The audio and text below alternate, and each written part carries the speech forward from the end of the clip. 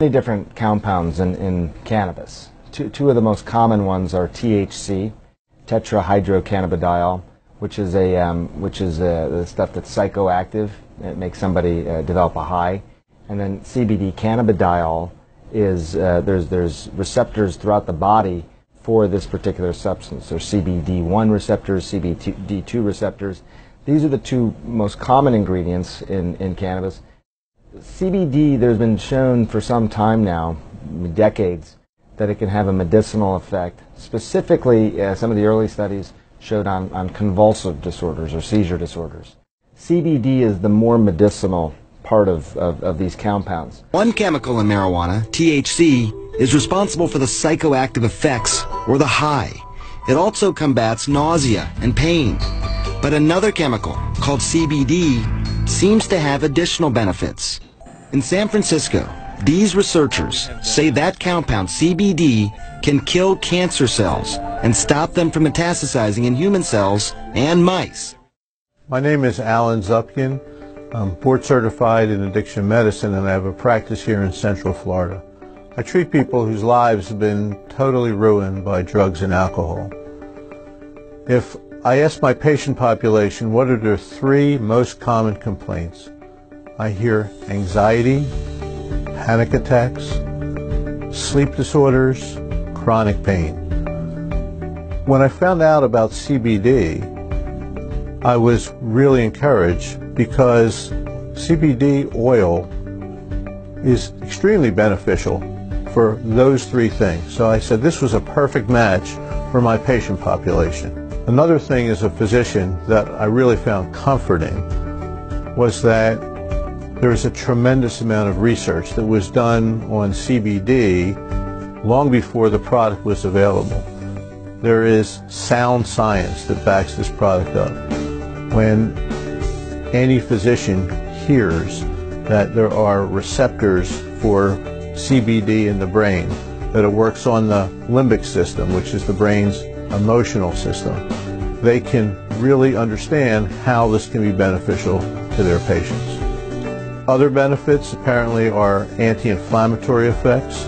There are reports about its early research use in treating cancer. There are many patients that have social anxiety disorder. CBD would play an important role in treating them. There are neuroprotective effects of CBD, so we're really just at the start of research to understand all the different ways that this product can be used. So I'm really excited about using it and happy for the opportunity to offer it to my patients. People with social anxiety disorder have extreme fear of getting into social situations. They have difficulty approaching people, they have difficulty going out shopping or going to malls. Anywhere there's other people, they have extreme fear of that situation. So a lot of people learn to medicate to cope with that problem. Having a natural product that would help them in that situation would really reap benefits for them. So I'm really excited about that use. And the truth is, it's a very common disorder. One of the reasons that people are trying to legalize medical marijuana in this country is for its CBD content. This product, which is sold as a supplement, is legal in all 50 states, and in fact is being used worldwide, because there is no THC in this product. And therefore the negative effects of THC, getting high, getting munchies, having paranoia, are simply not found with this product. One of the other benefits of CBD is that in a small percentage of people who smoke marijuana who have certain genetics, they actually develop schizophrenia. CBD can act to counteract that problem, and is used as an antipsychotic. It can repair brain damage. In addition, people that have psoriasis and other skin disorders can benefit from topical application of CBD. More than half the states in the union now have legalized medical marijuana. But did you know that you do not have to get high to consume it? And that it is helping some folks avoid the opioid vortex altogether. So many people have questions about medical pot and have no idea who to ask or still feel uncomfortable even doing it. Enter the Knox family, all doctors practicing conventional medicine until they saw a need in their community. Watch this. Meet the Knox family. A little bit. A family of MDs. But how these doctors treat patients might surprise you. The cannabis is really helping. They counsel on cannabis. We call what we do in the clinics integrative cannabinoid medicine because we know that cannabis is not the thing that's helping people heal. It is a tool that helps the body really heal itself. All of these people had either failed conventional medicine or conventional medicine had failed them. Janice was asked to fill in at a medical marijuana center in Portland, Oregon. Of course, I had my preconceived notions about people who used marijuana. They just want to get high and be stoners. But when I went there, who I saw totally just rocked my conventional medicine world. I was so enthralled that I just started learning. Meanwhile, their daughters were graduating from medical school with MDs and MBAs. At first, I was sort of like, mom's doing something crazy again. But as she continued to talk to us about the patients she was seeing and the changes she was seeing in these patients from using cannabis medicine, I think both Rachel and I sort of got hooked. Oh, like look at the changes that are happening in these patients that in a primary care clinic we weren't seeing with our own patients. Their clinic helps answer questions from what form to take medical marijuana in. I'm trying new products now. To how much. Reduce the amount of THC that you take. Yeah. They see patients of all ages and ailments, from cancer, chronic neck pain, yes, to chronic pain. Even a 15-month-old baby with an inoperable brain tumor named Daxton Olson. We went through the why us phase for so long. The doctors told us that there was nothing in their arsenal to shrink the tumor.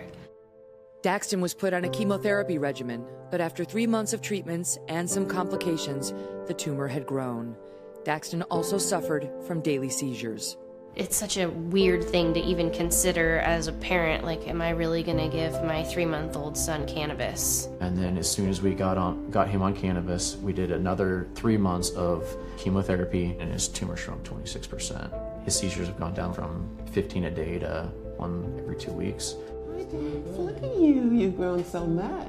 Daxton's doctors told us they credit the chemotherapy for shrinking his tumor, but say they can't rule out that the cannabis is also helping. Little one. The more conventional thought is that cannabis could be used as a last resort, but I really firmly believe there's a number of conditions that it should be your first resort. The doctors of our generation, we want to be bold and courageous, and the changes that cannabis does make in people's lives even more compelling for us as people who want to be healers. Wow.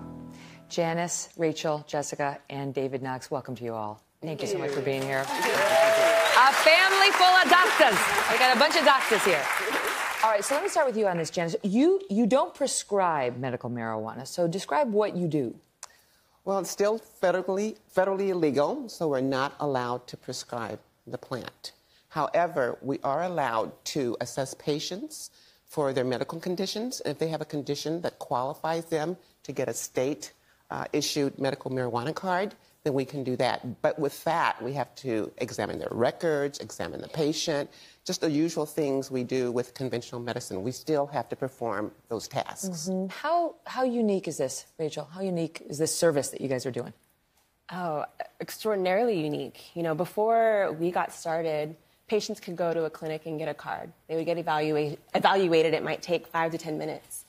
But what we decided to do, because patients had so many questions on what to use, how to use it, when to use it, we started counseling them on their use, using the very pragmatic information that we were able to glean from the current trials and studies that have been done, to help really narrow and more define how they're using that plant so that they can get meaningful outcomes. So your mom and dad come home one day, Jessica, and they're like, we're going into the pot business?